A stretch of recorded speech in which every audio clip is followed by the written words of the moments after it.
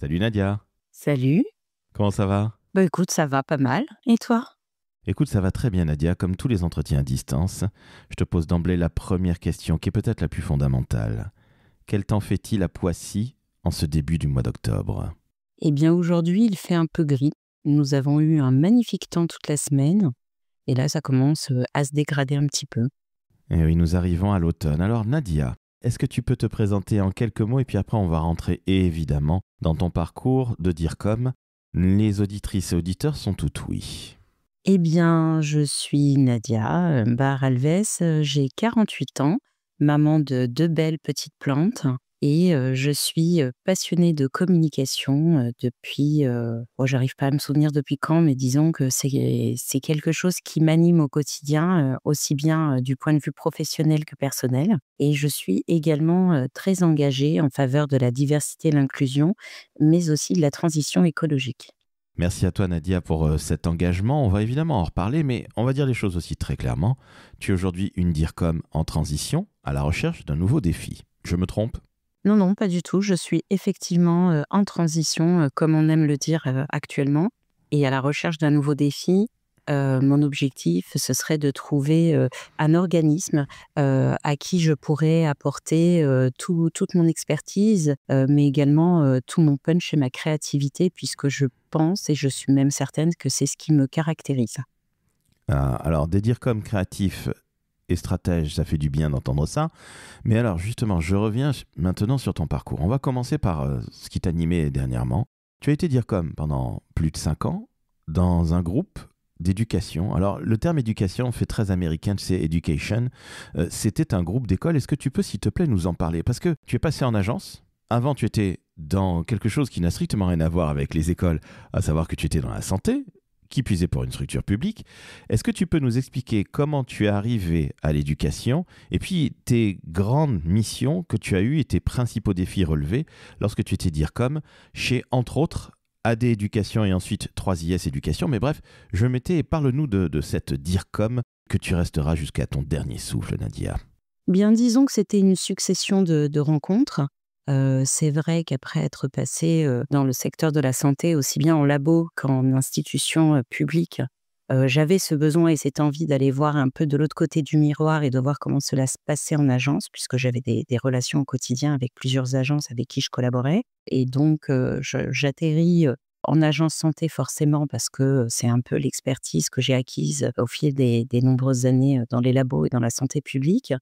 Et puis, après avoir fait, un peu «le tour» entre guillemets, même si j'estime qu'on ne fait jamais vraiment le tour, d'une fonction, d'une mission, ou d'une entreprise, j'arrive dans le secteur de l'enseignement par, le biais d'une agence parce que j'y retrouve des liens entre la santé et l'éducation puisque, on est, à même de pouvoir, accéder à des études, c'est très qualifié, on peut pas, raconter, n'importe quoi au grand public, notamment sur des sujets d'orientation et d'avenir pour les jeunes.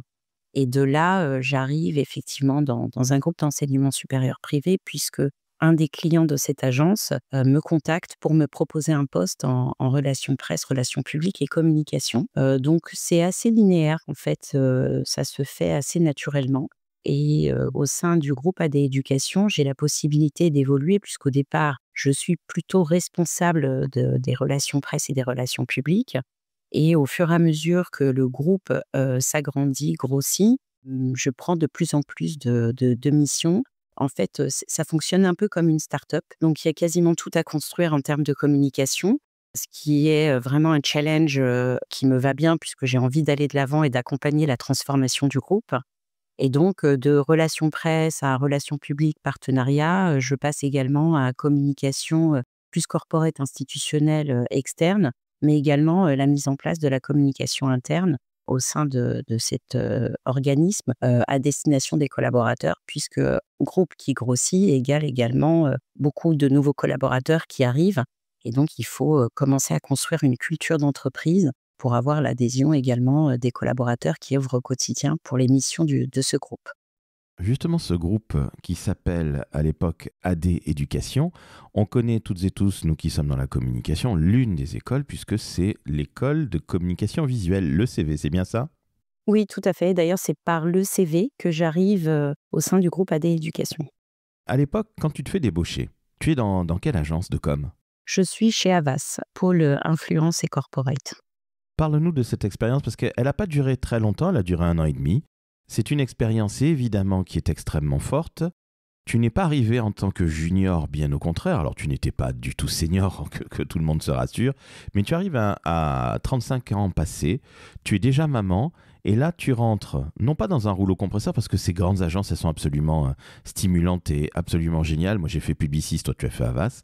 Mais tu arrives dans quelque chose d'assez nouveau pour toi, même si, encore une fois, tu as travaillé en grande structure, parce que tu l'as évoqué très brièvement. Tu as travaillé chez Lilly, donc un laboratoire pharmaceutique. Tu as travaillé à l'INPES, donc la santé publique cette fois-ci, ensuite en agence, dont IEE, et Havas maintenant. Qu'est-ce que tu fais chez Havas? Tu me dis que tu fais de l'influence. Est-ce que tu peux nous en dire un petit peu plus? Parce que influence égale digital, mais pas que.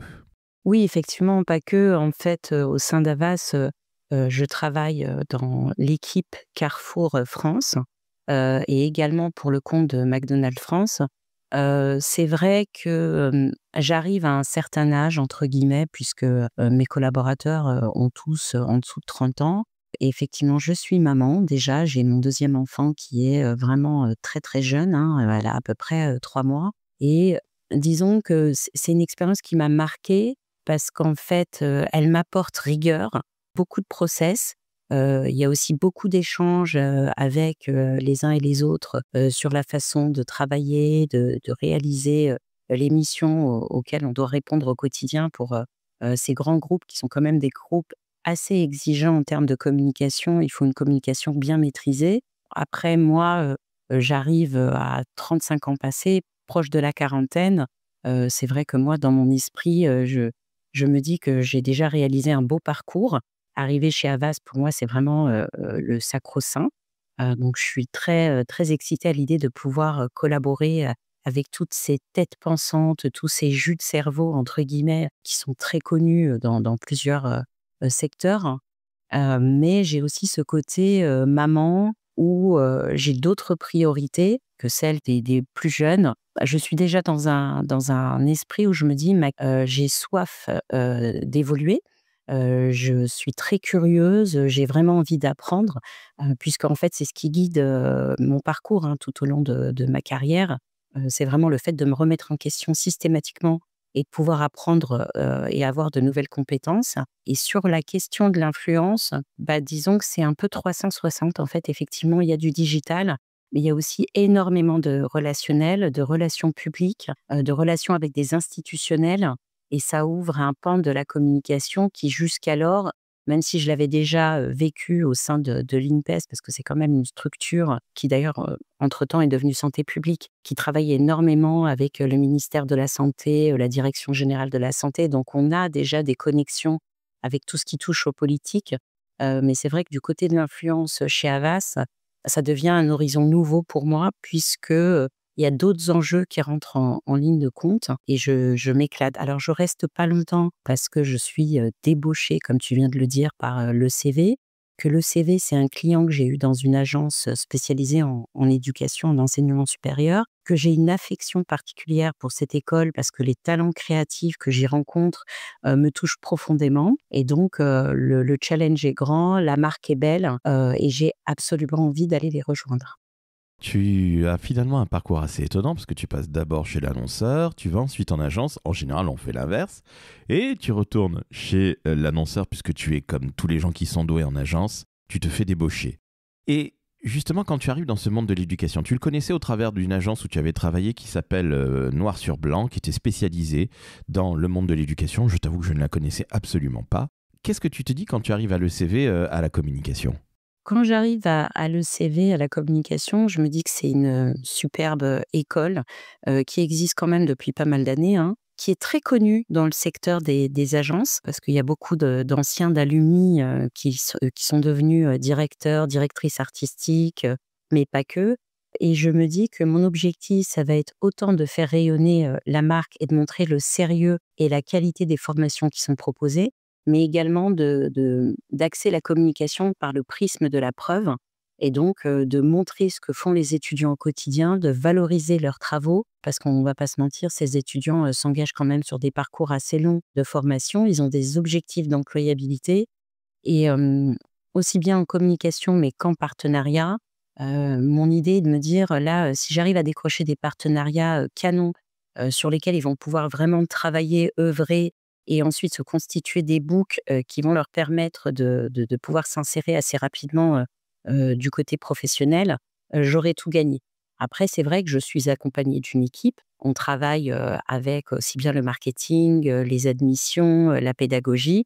Et c'est en fait cette façon de vouloir aller de l'avant, de pousser au plus haut les sujets vers l'extérieur, aussi bien pour rassurer les parents, mais pour donner également visibilité à ces jeunes qui sont des futurs professionnels et talents en devenir, qu'on collabore tous ensemble en fait. C'est un peu une osmose qui est créée et donc c'est hyper galvanisant de se dire, là, en travaillant tous ensemble, on a réussi à mettre en avant un parcours d'un jeune ou du moins, ce que ça peut représenter de suivre une formation au sein de l'ECV et également sa qualité parce que c'est vraiment des sujets qui sont très d'actualité, la qualité de la formation, l'employabilité des étudiants, l'accompagnement, les compétences qu'ils peuvent acquérir, au sortir de leur formation et donc quand on est dans ce «tourbillon» entre guillemets, les résultats quand on les voit apparaître, sont vraiment, enfin on est vraiment très satisfait de ce qu'on a réussi à réaliser. Tu prends la direction de la communication de cette école ou est-ce que c'est au sein du groupe que tu prends la direction de la com? Non, non, c'est au sein du groupe. En fait, je suis à l'ECV pendant quelques mois et très rapidement le CV intègre le groupe, AD Éducation et donc moi-même j'intègre également le groupe, toujours avec la même fonction mais plus, côté groupe et donc au fur et à mesure que le groupe s'agrandit, grossit, acquiert, de nombreuses écoles aussi bien en France qu'à l'international, je finis par devenir directrice de la communication du groupe et là, j'ai la casquette com interne qui arrive pour pouvoir commencer à mettre en place, des communications destinées aux collaborateurs et également aux autres établissements, aussi bien en France, qu'à l'international, disons en Europe, puisque la particularité, du groupe AD Éducation, c'est d'avoir, des écoles également en Europe. Alors chez AD justement, c'est combien de collaboratrices et collaborateurs, en Europe? Je pense qu'on est plutôt sur, 300-400 personnes. Si je compte tout le personnel, aussi bien de la direction, à la pédagogie, aux admissions, toutes les personnes qui sont justement, dans ces établissements et qui mettent en œuvre, pardon, le quotidien et le bon fonctionnement d'une école. Ce qui veut dire que ces 300-400 personnes évidemment ne sont pas du tout et ne sont pas toutes basées en France. Donc cette com interne, elle parle quelle langue? Elle parle l'anglais la plupart du temps. Comment ça se passe? Parce que c'est très difficile, tu sais, de mettre en place un plan de communication interne. Quand on est sur plusieurs localisations, c'est souvent difficile, sans parler des cultures qui, évidemment, varient d'un pays à l'autre.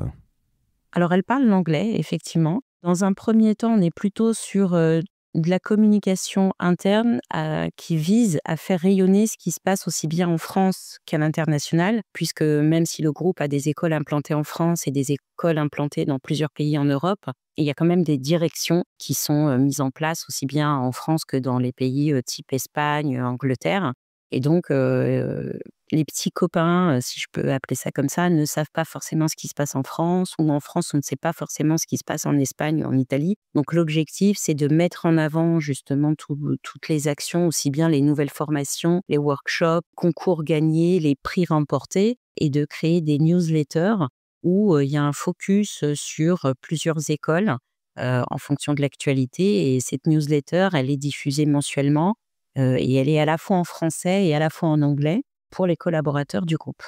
Qu'est-ce que tu retiens de ces plans de communication interne que tu as mis en place? Parce que on le dit toujours quand on y dit com, il y a évidemment le côté corporate du métier, il y a le côté communication externe, et puis il y a le côté com interne qui est parfois un peu vécu, allez, on va dire un peu par le petit bout de la lorgnette. On se dit que c'est pas nécessairement ce qui est le plus important, alors que je pense que justement, toi, ça a été très important, cette communication interne au sein du groupe AD.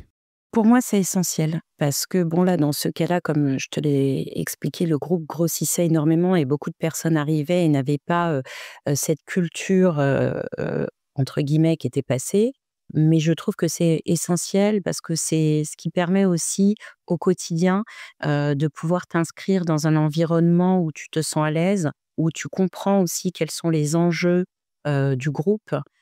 C'est aussi une façon d'avoir aussi une reconnaissance entre guillemets de ton entreprise puisque tu es au fait et au courant de ce qui s'y passe. Moi, j'ai vécu la communication interne comme un moment de cette expérience professionnelle ultra riche, parce que c'est aussi des échanges avec plusieurs personnes, de comprendre aussi les quotidiens, les façons de travailler, les choses qui sont mises en place de chaque personne. Et puis bon, on va pas se le cacher, dans la communication interne, il y a aussi des moments de grands raouts où tu tentes de rassembler les gens, en tout cas pour moi en France, parce que c'est vrai que c'était assez compliqué avec l'international, vu les différentes localisations. Et c'est des moments où tu peux te retrouver, soit dans quelque chose de très corporate, institutionnel, où tu pars sur des workshops et tu travailles, mais il y a toujours un temps d'échange, un temps de rencontre et puis ça permet aussi de créer des liens en interne, de savoir qu'on n'est pas seul, de pouvoir avoir une main tendue sur différentes problématiques, quand tu en auras besoin. En plus, c'était nouveau pour moi, de monter sur ces sujets de com interne, donc ça a été assez riche aussi bien sur le plan personnel que professionnel et j'ai adoré ces moments-là. Mais ça partait aussi bien de l'annonce d'arrivée des nouveaux collaborateurs, parce qu'effectivement le groupe grossissait énormément. Donc tu arrives un lundi matin, tu découvres une nouvelle tête, tu sais pas qui elle est. Puis le fait d'avoir ce système d'annonce avec une petite photo, une petite anecdote, ce que cette personne aime, son expérience également et d'où elle vient, ça permettait aussi d'humaniser un peu plus, le groupe et donc moi j'ai vraiment adoré ces moments-là. Je pense qu'ils sont absolument fondamentaux et qu'un DIRCOM qui ne sait pas faire, par exemple, de RP ou de digital ou d'événementiel, ou qui ne sait pas faire de com interne, pardon, ça n'est pas un vrai DIRCOM. Donc, je comprends que c'était extrêmement important pour toi. On va passer maintenant à la communication externe, parce que les écoles, on va pas non plus se mentir, c'est quand même un monde où il y a énormément de concurrence. Comment tu faisais pour faire en sorte que le groupe AD et ses très nombreuses écoles puissent justement sortir du lot par rapport à l'énorme concurrence? Parce que là, on est vraiment dans le cœur du métier entre la publicité, le marketing et la communication. Eh bien, disons que alors, on avait plutôt une vision de communiquer, sur les écoles et sur les réalisations, les nouvelles formations et de pas être trop sur une communication ascendante groupe. Bon, déjà dans le groupe, de ce que j'ai connu moi et je pense que ça perdure, la force, c'est de laisser aussi, l'autonomie aux écoles, aussi bien, sur leur communication marketing, digitale, voilà et aussi également en relation presse, en relation avec, la direction de la communication. On n'est pas sur un truc un peu chape de plomb où ça descend d'en haut et puis ensuite tout le monde doit l'appliquer. De toute façon, le groupe est constitué d'écoles qui sont tellement plurielles, sur, différentes formations, différents corps de métier, que chacune doit avoir sa patte et sa propre communication. Ce qui fait que quand on avait des temps de communication groupe, c'était vraiment des temps de communication sur des acquisitions, sur des engagements auprès d'associations, de fondations. Mais, on va dire, j'étais un peu comme une agence intégrée et donc j'étais au service des écoles. Et c'est génial parce que tu retrouves le côté agence avec la diversité des sujets, mais en même temps, tu es guidé par un même objectif, c'est de faire rayonner, les marques qui, constituent le groupe et tu passes, des arts créatifs, du design d'architecture, à de la gémologie, de la parfumerie, de la cosmétique ou, à du digital, des métiers du digital ou de la communication et de la publicité. Donc en fait, ton quotidien, il est rythmé par différents sujets qui font en plus que tu ne t'ennuies jamais. Tu n'es pas sur quelque chose qui est très rébarbatif, où tu déroules un plan pour tout le monde et on s'applique à ce plan-là. C'est pas difficile d'être dans ce cas, tu sais, la DIRCOM du groupe, qui voit les choses d'un peu loin et qui laisse de l'autonomie, comme tu l'as dit très justement, et d'ailleurs tant mieux, hein, ça aurait été absolument idiot, je pense, de vouloir mettre la fameuse chape de plomb. Mais comment on se sent justement dans tout ça? Parce que on est là sans être là, j'ai l'impression, à moins que je me trompe, hein, très sincèrement. Ah non, pas du tout. On a des connexions et des relations, qui sont assez fluides. On est bien identifiés, donc on sait que sur des sujets, de communication externe, on va venir voir la direction de la communication et on va lui, soumettre aussi les enjeux, les objectifs qu'on a sur l'année, N et l'année N+1. Il y a aucun souci en fait, c'est ce que je viens de dire, c'est très fluide. Ça se fait franchement très naturellement. Après, le fait d'avoir aussi ce pendant de com interne fait qu'on crée aussi plus de liens et plus de connexions avec ces gens-là Et donc forcément, c'est vraiment très agréable après au quotidien de collaborer, avec les personnes dans les différentes écoles et puis il y a beaucoup de temps de rencontres, beaucoup de réunions, de temps d'échange. Non, honnêtement, ça se passe hyper bien et ça se fait, vraiment très simplement. Après, il y a des moments où on a, des points de désaccord et cetera, mais tout se fait toujours sur, la discussion, l'échange. Il y a pas de rapport de force, en fait et donc pas de frustration. Oui, tu as tout à fait raison et tu le disais aussi très justement, le fait d'avoir mis en place cette communication interne permet justement que la communication soit tout simplement fluide. On en revient à des basiques de chez basiques, mais c'est absolument fondamental. Une petite question qui est loin d'être évidente, est-ce que tu as dû gérer des crises dans ta carrière? Alors pas nécessairement chez AD, quoique, mais est-ce que tu as géré des crises? Parce qu'aujourd'hui, un DIRCOM qui ne sait pas gérer de crise, ben, j'ai envie de dire que c'est un responsable com ou même pas. Enfin, il ne peut pas être DIRCOM aujourd'hui. Oui, oui, j'en ai géré. Heu, Malheureusement ou pas, je sais pas trop comment on peut le prendre, mais moi je pense que oui, la gestion de crise, ça fait partie et c'est pas que la gestion de crise, pardon, c'est aussi l'anticipation. L'anticipation de la gestion de crise fait partie du quotidien d'un DIRCOM. De toute façon, on le voit très bien actuellement avec tous les sujets qui montent, l'accélération de la digitalisation, les réseaux sociaux. Donc, on est obligé d'être aux aguets et au fait de ce qui se passe et de ce qui se dit pour essayer de monter, enfin pas essayer de monter, monter justement quand il y a des sujets problématiques qui commencent à devenir un peu trop grattants. Des gestions de crise aussi bien en agence que chez l'annonceur, j'en ai effectivement géré sur différents cas. Et pour moi, ça semble être dans la palette, de compétences essentielles d'un directeur de la communication. Je sais que souvent, ça peut être mal perçu quand on pose des petits jalons d'alerte en disant: «Attention, ce sujet risque de», mais notre rôle aussi, c'est d'être un peu le garde-fou de ce qui peut se passer, en externe et de ce qui peut, excuse-moi l'expression, mais nous péter à la figure un jour comme ça, sans le savoir et sans le vouloir. Et donc, si on n'est pas prêt en anticipant, en veillant quotidiennement, les sujets, et puis si on ne sait pas aussi, gérer une crise, pour moi, il manque une corde à l'arc, du DIRCOM. On est bien d'accord, il faut impérativement savoir gérer des crises ou avoir géré des crises. Je reviens à ce que tu disais. Quand tu envoies une petite lueur d'alerte en disant ce sujet peut être potentiellement problématique, quand tu envoies ça à ta direction ou à tes écoles ou à tes collaborateurs ou collaboratrices, comment est-ce que c'est pris? Est-ce qu'on se dit, oh Nadia, elle vient encore faire suer, elle vient encore nous piquer, ou est-ce qu'au contraire, les gens comprennent que ben, une crise qui te tombe sur le coin de la gueule, si on n'a pas été préparé, c'est l'enfer, c'est aller de Caraïbes en Scylla.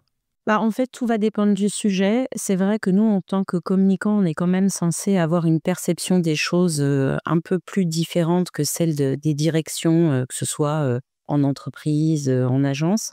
Il y a des sujets qui sont pris, tout de suite et effectivement, on a l'oreille, on a l'écoute. Il y a d'autres sujets pour lesquels, oui, on va souvent nous regarder un peu du coin de l'œil en disant: «Bon, hein, oui, on verra». Mais c'est aussi parce qu'il y a le quotidien, de la direction, il y a différents sujets, enjeux économiques, stratégiques, business, qui font que ça peut être, malheureusement parfois relégué un peu, bah, aux oubliettes ou, comme tu viens très bien de le dire, «Nadia, tu me fais suer».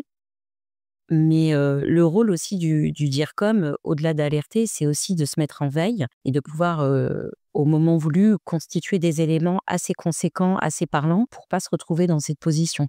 Et puis, tu sais, quand la crise arrive, c'est là que bizarrement, tout le monde te laisse les pleins pouvoirs, hein. C'est-à-dire que là, tu es payé pour ça, donc Nadia, c'est toi qui t'en occupes, hein? Oui, oui, c'est cela, oui.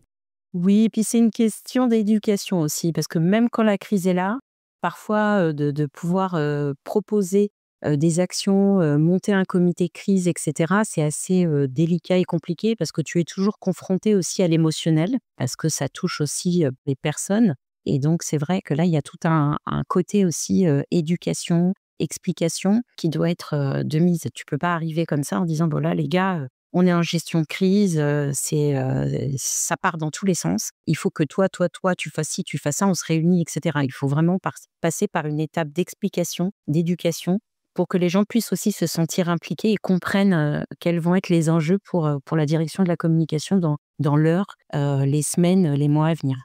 Donc ça veut dire qu'il faut de la pédagogie, il faut aussi beaucoup de souplesse, être diplomate par moment et parfois aussi un peu général, si je puis dire. Oui, tout à fait. Tout à fait, mais tu as employé le bon terme. Il faut énormément de pédagogie et aussi d'empathie. Écoute, merci de le rappeler parce que tu vois, moi j'avais plutôt le côté bon, ben il y a en effet une crise qui nous tombe sur le coin de la figure. Il faut qu'il y ait ça, ça, ça, ça, ou ci, ou ci, ou ça, ou telle personne qui parle. Je voyais plutôt côté général d'armée, tu vois. Et tu viens de rappeler que cette partie, elle est importante, mais qu'avant, s'il n'y a ni la diplomatie, ni l'éducation, ni l'empathie, eh ben, c'est un peu comme si on te filait des ordres et c'est pas nécessairement quand il va y avoir des porte-paroles, c'est pas nécessairement la meilleure manière d'être en pleine possession de sa confiance. Donc, tu fais bien de le rappeler, et ce qui prouve que tu es une vraie DIRCOM, Nadia. Alors, Nadia, justement, tu es à la recherche d'un défi, un nouveau défi, tout aussi brillant, mais je vais te poser une question qui me brûle les lèvres. Est-ce que tu veux impérativement rester dans le monde de l'éducation, parce que tu as travaillé en agence, bon, là on n'est pas DIRCOM en agence évidemment, mais tu as aussi travaillé dans la santé. Dans quel secteur est-ce que tu souhaites évoluer, très sincèrement? Et question toute bête d'ailleurs, mais est-ce que tu as un secteur privilégié? Alors sur cette question, j'ai surtout envie de te répondre que je connais les secteurs dans lesquels je ne veux pas aller. Mais effectivement, de par mon parcours, mais également mes expériences professionnelles, j'aurais tendance à dire que le secteur de l'enseignement, supérieur est quand même un secteur, hyper intéressant et qui m'attire toujours autant. Parce que je regarde derrière en fait, au-delà de la façon dont peut être structuré, un organisme, un établissement, une école, je vois surtout, ce que tu es à même de pouvoir, faire au service d'eux. Et dans le cadre de l'enseignement supérieur, pour moi, c'est toujours de se mettre au service des étudiants, de leur avenir, de leur employabilité. Donc ça, c'est vraiment, ça m'anime, en fait, voilà.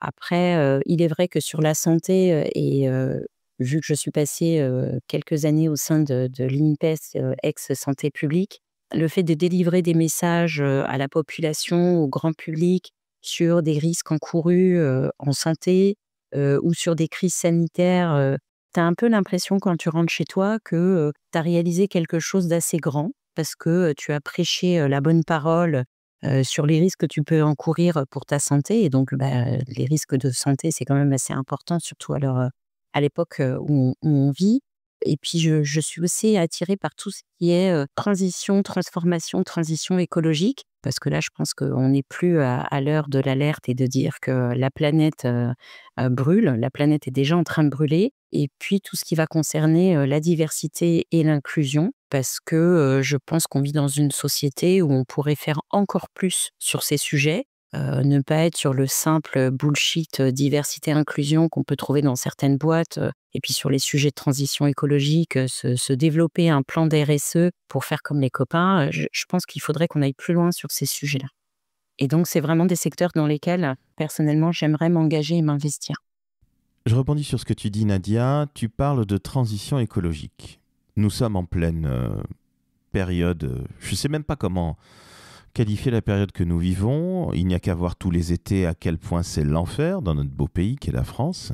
Donc ceux qui ne croient pas en cette transition écologique, je leur demande juste de passer la tête un petit peu par-dessus la fenêtre et puis surtout d'éviter de balancer des mégots quand ils sont en bagnole lorsqu'ils sont dans le sud de la France. Mais au-delà de ça, qui est un peu caricatural, j'en conviens parfaitement, comment toi tu vois la communication autour de tout ce qui est RSE, environnemental et durabilité? Parce que, comment dire, bon, à l'agence, on fait pas mal de rapports développement durable, comme on disait avant, ou RSE, comme on dit maintenant, et dans les années à venir, on dira durabilité, si j'ai bien compris. Mais très honnêtement, le greenwashing, tout ce green bullshit, plus personne n'en veut, officiellement.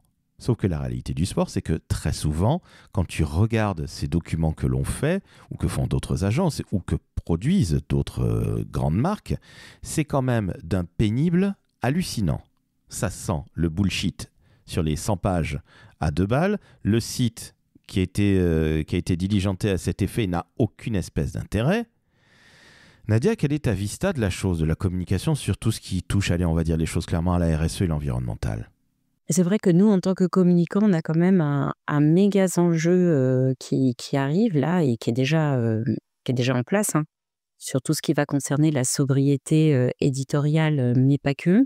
Je vois qu'il y a pas mal d'agences aussi qui se sont créées autour de ces sujets, avec le choix, vraiment de clients, qui sont justement, en dehors du système du bullshit, du greenwashing, et qui portent vraiment des valeurs engagées, mais par la preuve. Parce que c'est bien beau d'aller crier partout qu'on est très, vert, très green. C'est vrai que de toute façon, la preuve et l'authenticité, c'est ce qui reste, le plus important. Disons que moi, sur la transition écologique, bon, bah, je suis engagée par ailleurs dans une association, sur le volet monde académique. Je pense que nous, en tant que communicants, on va devoir revoir nos façons de faire, façon aussi de collaborer ou de travailler avec des clients. Parce que oui, il y a le business, il faut faire rentrer, des clients, mais en même temps, au-delà d'appliquer purement et simplement ce que le client attend de nous, on a aussi, pareil, là aussi, des enjeux de pédagogie, de guider un peu aussi, ces clients, ces entreprises, en leur proposant, des solutions qui soient à la fois innovantes, mais en même temps qui soient en respect, de l'écologie, de la transition. En fait, c'est pour moi le communicant, il a un rôle aussi qui est au-delà du faire, mais il a un rôle de changer les mentalités. On l'a, notamment quand on communique vis-à-vis de l'externe, sur, ce que fait une entreprise, ce que fait une marque, un nouveau produit. Mais, on est également là pour pouvoir changer les mentalités, aller plus vers l'acceptation de certaines choses. Et je pense qu'une fois qu'on aura pu, distiller un peu tous ces messages à différents niveaux, ça va se faire en fait, ça va arriver. Là, le souci, c'est qu'on est quand même confronté à des enjeux écologiques et sociétaux, qui se confrontent eux-mêmes à des enjeux business. Donc il faut juste trouver le bon modus operandi pour que ça puisse fonctionner. Nadia, je vais me faire l'avocat du diable comme j'aime tant le faire. Regarde l'actualité. Chine est en train d'ouvrir des magasins en France. Non, mais ça, c'est une aberration. Merci. Est-ce que ça n'est pas le plus gros crachat à la gueule des communicants, ce qu'on vient de voir là? Parce que c'est le début de l'ouverture de la boîte de Pandore. Parce que après, tu en auras d'autres qui vont arriver. Est-ce que au final, avec ce crachat qu'on nous fout à la gueule, très sincèrement, il n'y a pas d'autre terme, je suis désolé d'être aussi brutal, mais ce crachat à la figure prouve bien, malheureusement, que la plupart des entreprises, je dis bien la plupart, pas toutes, mais la plupart des entreprises, elles n'ont rien à foutre de la RSE au sens primo environnemental. L'objectif, c'est de développer le business. Regarde les Chinois, regarde le Roukmout qui a été réélu aux États-Unis, qui n'a rien à foutre de l'environnement. Il te dit drill, baby drill. Est-ce que tout ça, Nadia, ça n'est pas, au final, juste un petit sujet entre communicants qui sont en train de parler de sobriété éditoriale, de moins mais mieux, de soyons gentils, tirons-nous une bonne balle dans la tête. De toute façon, ceux qui y a au-dessus de nous, à savoir les dirigeants, n'ont rien à branler de tout ça. Je suis désolé, je suis très brutal et désolé pour les gros mots, mais je pense que on est un peu des doux rêveurs. Et je ne vois pas d'éducation possible sans frapper. Et lourdement. Qu'est-ce que tu en penses, Nadia? La question est difficile, hein. Attention, je ne veux pas que tu te sentes, que tu sois mise mal à l'aise vis-à-vis d'un futur employeur. Mais il y a un moment. Le business est beaucoup plus hardcore que des petites excitations, pardonne-moi, de communicants qui restent entre eux. Non, non, en fait, alors moi, après, c'est mon avis, hein, personnel. Mais, comme je viens de te le dire à l'instant, il y a une confrontation entre, les enjeux écologiques et puis aussi les enjeux business. Et donc c'est là où je reviens sur la question de la pédagogie. Si tu veux, pour moi, un DIRCOM, c'est ce que je disais aussi avant, un DIRCOM ne doit pas être que dans le faire et dans il doit pas être uniquement, pardon, un exécutant. C'est-à-dire que, voilà nos objectifs business, déroule-moi un plan de com, fais en sorte que ça marche, et cetera. Normalement, le DIRCOM, pour moi, devrait prendre toute sa place. Je sais que ça commence à être un petit peu le cas, mais malheureusement pas encore assez, dans les comités de direction. C'est là où il a sa place, c'est là où également il peut, ne pas être que le porte-voix d'une entreprise, mais aussi, être celui qui est garant de ce que tu fais au quotidien et de ce que tu transmets en externe. Il y a aussi cette pédagogie à apporter. Il devrait influer normalement aussi sur des décisions stratégiques, ne serait-ce que, de celles de ce enfin les décisions stratégiques, pardon, qu'elles soient business ou qu'elles soient aussi, de visibilité, de façon dont le public va te percevoir. Après, tu vois, là, on est dans un temps effectivement où on a beaucoup de contradictions. Par exemple, l'IA, c'est super, c'est génial, mais en même temps, attention, l'IA, c'est le mal, on le nourrit, on lui donne des datas, il va prendre nos postes. En fait, je pense qu'on arrive dans un moment d'éclosion où il y a tout qui se confronte, qui s'entrechoque même. Sur cette question-là d'environnement et puis notamment de l'installation de Shein, moi je trouve que c'est une aberration totale parce qu'en même temps, on ne peut pas crier au loup systématiquement en disant qu'on a nos entreprises françaises, des marques qui sont en train de s'éteindre et qui disparaissent versus la fast fashion. Normalement, il y a des législations et des débats qui sont en cours, donc j'ose espérer que ça va pouvoir poser un cadre. Mais là où on a un rôle à jouer, nous, en tant que communicants, c'est aussi de créer une sorte de levée de bouclier auprès du grand public et de faire en sorte qu'il soit bien au fait que d'aller consommer du Shein ou autre marque, du point de vue environnemental, c'est juste horrible. De les mettre face à une réalité et de les éduquer au quotidien, tu vois, en leur expliquant le pourquoi du comment, parce que c'est bien sympa d'avoir un haut à 3 balles et de pouvoir le changer tous les 4 matins. Mais en attendant, une fois que tu en veux plus, ça finit où? Ça finit dans une décharge. Les décharges sont où? Quel est l'impact sur l'environnement, et cetera? Donc, c'est là où nous aussi, on est on doit pas juste délivrer des messages pour délivrer des messages, mais on doit être en position d'éduquer, d'influer et de changer complètement les mentalités. Si demain, on réussit ça, par exemple, je dis n'importe quoi, peut-être que les jeunes générations n'iront plus chez Shein et puis ça fera un effet un peu, tu sais, boule de gomme où une sorte de petit «boycott» entre guillemets s'installera et puis on se rendra compte que cette idée, c'était l'idée la plus mauvaise. Écoute, je l'espère, mais très honnêtement, je me fais encore l'avocat du diable. Est-ce que le costume que tu es en train de dresser du DIRCOM, il n'est pas un peu trop grand pour lui ou pour elle? Je m'explique. Quand tu parlais du COMEX où tu dois un peu influer ou influencer, est-ce que très honnêtement, c'est pas espérer que le DIRCOM compte autant que le DAF ou le DG? Je vais être franc avec toi. J'aimerais, hein. Mais la réalité du sport, c'est qu'au COMEX, la com passe dans les 3 dernières minutes, de 11h57 à 12h, et tous ces messieurs et ces dames qui ont parlé auparavant regardent leur téléphone mobile.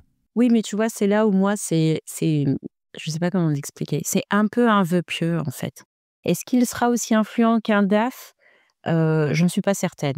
Mais moi, dans ma vision idéale, ce serait que le DIRCOM soit entendu, écouté et qu'on prenne la mesure aussi de ce que ça peut représenter, aussi bien du point de vue business que du point de vue marque. Parce qu'il ne faut pas se mentir aussi, là, on est beaucoup sur des communications de masse qui sont peu personnalisées, mais le client, le consommateur, ce que tu veux, en fait, on arrive à le capter par l'émotion également.